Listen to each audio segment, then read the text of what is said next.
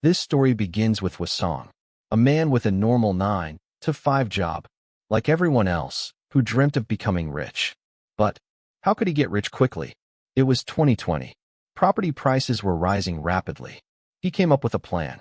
Why not sell his house, take out a loan, and buy an apartment in a high-end building? He would pay the rest with his salary. He would live there until the loan was cleared, and then rent it out at a high price. This way, the rent, almost equal to his salary, would cover his expenses, and he would also own an asset worth 1.1 billion won. If prices continued to rise, the value could jump from 1.1 billion to 5 billion. He'd then sell it for a profit, start his own business, and begin a good life. With this in mind, he went to a dealer and bought a unit in a building where prices were rising every hour. He sold his house for the down payment, investing all his savings. But he still had monthly payments. His life changed immediately. Now, since he owned a high-end apartment, he was considered elite and soon got engaged. Everything was going perfectly until the pandemic struck. While many businesses crashed, property prices plummeted. By 2024, the apartment he bought dropped to 800 million, down from 1.1 billion, and he was struggling to pay the loans. His entire salary went into repayments. He started working delivery jobs to cover necessities and split one meal into 3. He avoided using fans and lights at home to save on bills. He bought rechargeable lights and fans, which he secretly charged at his office. Sometimes he even stole food from the cafeteria, just as buying this apartment changed Song's life. The price drop ruined it.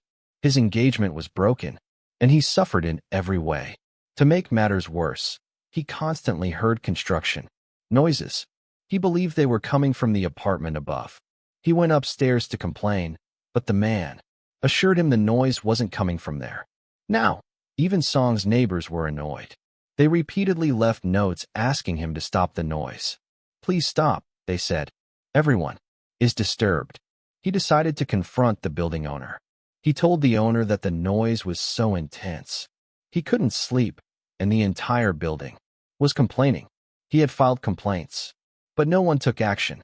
Inho told him, "I know it's not you. It's a construction issue. Give me 2 months, and I'll fix it." Song replied, "How can I wait 2 months? I bought an expensive apartment, not to suffer. I haven't slept well even once." Then, Inho placed an envelope of money in front of him. Just 2 months. Seeing this, Song fell silent. He was struggling financially. The first thing he did was buy food and eat to his heart's content. The next day, Song went to the office refreshed. His friend said, "You were foolish, investing all your money in one building. If you had listened and invested in crypto, you would have a 700% return by now." His friend, an expert in crypto, told Song that if he invested now, he'd see huge returns in a week. But Song hesitated, saying he had no money. His friend said, "This opportunity won't come often. Gather 85 million, and once you do, all your debt will be gone, and life will be easy." Suddenly, his tension melted away. He decided to get the money, even if it meant mortgaging his apartment. He invested and, just like his friend said, he made profits within minutes. Happiness returned to Song's life. He skipped work for 4 days, busy checking profits on his phone and laptop. Song was told to wait 6 days. The wait filled him with excitement. He became manic, and, seeing his behavior, neighbors believed Song was making noise on purpose, for pleasure. So, the neighbors filed a police complaint. Seeing the police, Song panicked and tried to convince them it wasn't him. He said, "If you want, check my apartment." Just then, Inho, the owner, arrived and tried to say that Song was innocent. However, the residents ignored him and asked the police to search Song's house. He was certain he was innocent, but the police discovered a secret room in Song's house. Unknown to him, inside, a phone connected to a speaker was creating the noise. He had lived there for years, enduring the noise. Why hadn't he noticed? He was furious, but the police arrested him. He had to withdraw his crypto funds that very day. He pleaded to be let go for just a moment to finish urgent work. I'll be back, he said. But the police wouldn't listen. He began incurring losses on his investment. He was already in debt and couldn't afford this. He excused himself to the bathroom. He grabbed a phone from a desk, locked himself in a room, and quickly turned on a computer. He had to access his account and close the trade. The police broke down the door and tried to drag him out, but Song ignored them and continued working. They tasered his hand, but he tried to click the button. Before he could, a policeman shut down the computer. The electric shock knocked Song unconscious. His life was ruined again. When he woke up, he learned that the noise wasn't his fault and not caused by spirits. The husband of the woman who left notes was involved. Song returned home to find his house destroyed. He was devastated. He had lost his job, his respect, and had nothing left. The apartment he sacrificed so much for was lost due to the crypto loan. He had nothing. What was the point? He began writing a death note, but thought of his mother. He decided to live for her and face the challenges. He tried to turn on his broken phone. Then, he found another phone in the apartment, the one that caused the noise. He tried to unlock it, but didn't know the password. It was connected to Wi-Fi, so he checked the signal source. It came from directly above his apartment. It was Jinho's house, the man who pressured the police to arrest Song. He knocked on Jinho's door, asking for the Wi-Fi password. Jinho denied having Wi-Fi. Song knew the truth. He realized something was wrong, and that Jinho was framing him. He had to investigate. So, when Jinho left, he sneaked into Jinho's house, exploring the apartment. He was shocked to find a surveillance setup. Jinho was watching everyone. What was he planning? In another room, Song found photos of the residents and notes. It was clear he was collecting data on everyone, especially the building owner. He checked the surveillance system and saw phones connected that were making the noise. Jinho was the culprit. But why frame Song? And why create the noise? He didn't understand. He took photos as evidence. But before he could leave, Jinho returned. Song had to hide to save himself. He hid inside a cabinet. He waited until nightfall when Jinho slept, and the noise stopped. Song was furious and wanted to kill Jinho. But then, the doorbell rang. Song hid under the bed. It was the woman who had left notes at Song's house. She was working with Jinho for money. She was terrified by Song's return. She had sent her husband to jail to protect Jinho, but wanted out. She told Jinho she quit.